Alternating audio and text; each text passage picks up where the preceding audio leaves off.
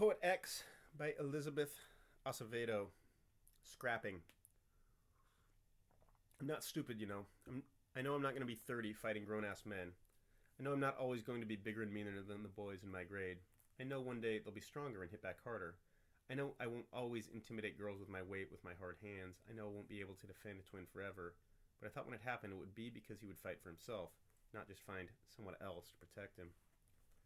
What we don't say. On the train ride home, Twin steps into his feelings like they're a gated off room I don't have visitation rights to. He spends the entire time playing chess on his phone. Twin, I know you've probably felt this way your whole entire life, but if Mommy and Poppy find out about White Boy, they will legit kill you. His fingers move a rook across the screen, attacking some imaginary opponent. Cody, not White Boy. And I know what Mommy and Poppy will say, what you're going to say too. But I don't even know what I'm going to say. I only know I've always wanted to keep him safe, but this makes him a target, and I can't defend against the arrows I know are coming. Gay. I've always known, without knowing, the twin was. We never said. I think he was scared. I think I was too.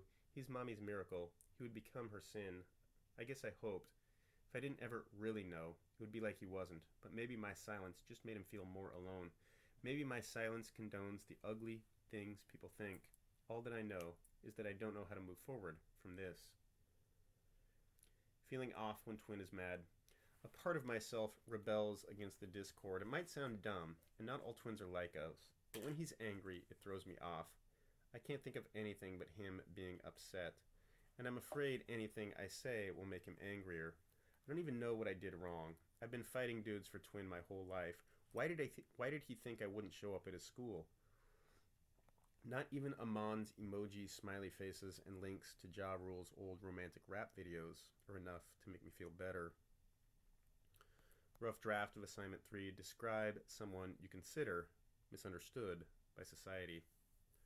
When I was little, Mommy was my hero because she barely spoke English and wasn't born here. But she didn't let that stop her from defending herself if she got cut in line at the grocery store or from fighting to get Twin into a genius school.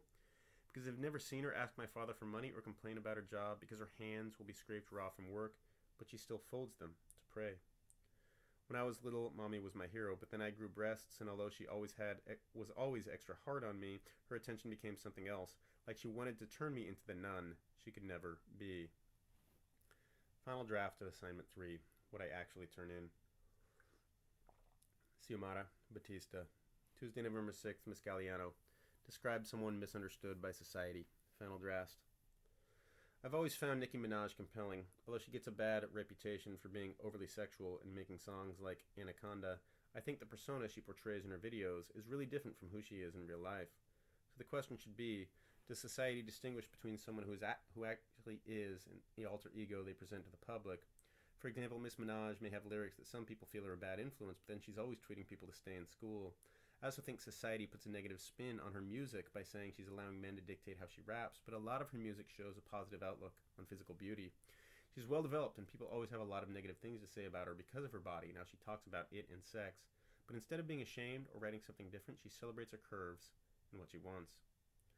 And all that is besides the fact that she also got bars, by which I mean to say she is very artistically talented. She's not just a great female rapper, she's a great rapper, period. Miss Minaj has held her own on tracks with some of the best rappers in the world. She's a woman in a male-dominated world making albums that go platinum. I know she's not considered most women's role model like Eleanor Roosevelt or Mother Teresa or even Beyonce, but I think she stands for girls who don't fit into society's cookie-cutter mold. Misunderstood? Perhaps by some. But those of us who can relate, we get her. Wednesday, November 7th. Announcements. At the end of class, Miss Galliano brings in a student from her poetry club. He's a Puerto Rican kid I've seen around with glasses and a kind smile. He says his name is Chris, and he invites us to join the club. Then he does a short poem using his hands and his volume to grab our attention. Miss Galliano looks on like a proud mama bear, and the class gives him half-hearted claps and a dap or two. Chris hands out flyers for the citywide slam and personally invites everyone to come to a poetry club meeting. The slam is 3 months away, February 8th. Miss Galliano says it's open to the public, and even if we don't sign up, we should attend and support Chris and our peers, and I feel my face get hot. I should be there. I could compete. Ice skating. When I was little, Mommy would take Twin and me ice skating every year for our birthday, January 8th. She'd work the holidays to make sure she had the afternoon off. I always think of ice skating as a gift. And although Twin is super uncoordinated, and I've always been a tank in tights, we were real good at skating. It was one thing we both did right. We took to the ice, falling only a few times before we streamed easily in the circular rink. Mommy would post up behind the glass, never rented skates herself, just watched us turn in a circle after circle. This was a tradition for years. Till one day it wasn't. Until Twin and I stopped asking. Till I forgot what it felt like to slice through the cold. Maybe like a knife, but mostly like a girl, skating with her arms out, laughing with her brother, while her mother took pictures in the falling snow. Until I completely forgot about the skating adventures we used to go on until Amon asks me to go skating. I tell him I have to be home straight after school and half days won't give us enough time. What about tomorrow? No school since teachers are grading exams, and I'm stuck. It is a day off and one when Mommy will be at work, so it's not like she'll know I'm not home. I begin to shake my head, and then I remember how free I felt on the ice, how wonderful it was, and I know I want Amon to see me feeling all that. Love.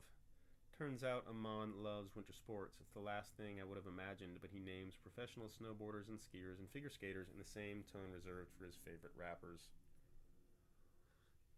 X, I'm serious, even made Pops pay for a special TV channel so I could keep up. At first I think he's joking, but the way his eyes light up, I can tell this is really a passion of his, maybe like my writing, a secret thing he's loved that he never felt he could talk about. He tells me that in Trinidad he was fascinated by snow, and watching the Winter Olympics was the closest he could get, and that became a bigger love. X, I'm letting you know right now, I'm nice with the skates, prepare to fall in love tomorrow, and my heart stutters over the word. How could I do anything but agree to the date? Thursday, November 8th, around and around we go. The next day shines perfect. I invite Twin to come along, but he only turns his back to me and keeps on pretending to sleep. He's still upset about my showing up to his school, and I'm trying to give him space. Amon is near the skate rental when I arrive, and all around us kids are walking and laughing. He holds out a pair of skates, and after we're laced up and have rented a locker, we walk awkwardly to the ice. I take a deep breath at the pang of nostalgia. So many good memories at Lasker Rink. I hope to add one more. I step onto the ice, and it all comes back to me. Amon hasn't moved, and I backward skate, slowly crooking my finger at him. I blush immediately. I'm never the one to make the first move, but he seems to like it and steps onto the ice. He starts off slow, and we both face forward, skating side by side. Then it's like something comes over him, and I realize he wasn't lying. He's fucking amazing. Amon gets low and gains speed, then does turns and figure eights. I wait for him to start flipping and somersaulting, but he just slows down and grabs my hand. We skate that way for a while, then exit the rink to eat nachos. Amon, how did you learn all that? You're so good. He grins at me and shrugs. I came here and practiced a lot. My pops never wanted me to put me in classes, said it was too soft. Now his smile is a little sad, and I think about all the things we could be if we were never told our bodies were not built for them. After skating, when Amon walks me to the train, he immediately pulls me to him. We never kiss so publicly, but with his lips on mine, I realize I want the same thing.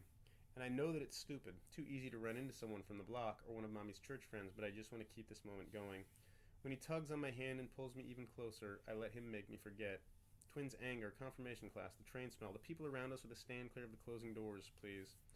And I know people are probably staring, probably thinking, horny high school kids can't keep their hands to themselves. But I don't care, because when our lips meet for those 3 stops before I get off, it's beautiful and real and what I wanted.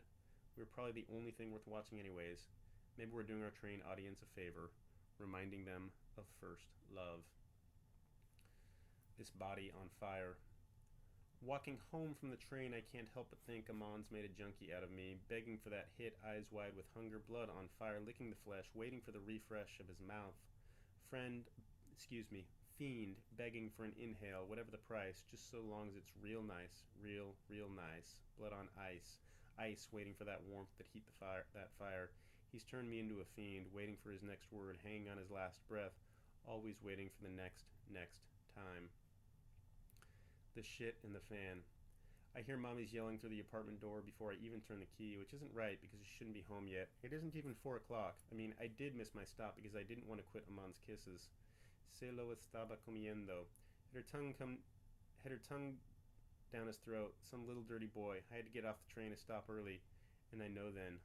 Mommy's eyes were a fan, and my makeout session on the train was the shit hitting it. Lucky me, she's yelling from her bedroom, and I let myself into the one I share with Twin, click the door shut, and slide down to put my head between my legs. I don't know how much time has passed before Twin pushes open the door, and even through the wall of his silence he understands something is wrong. He crouches next to me, but I can't warn him of the storm that is coming. I can't even be grateful he's speaking to me again. I try to make all the big of me small, small, small.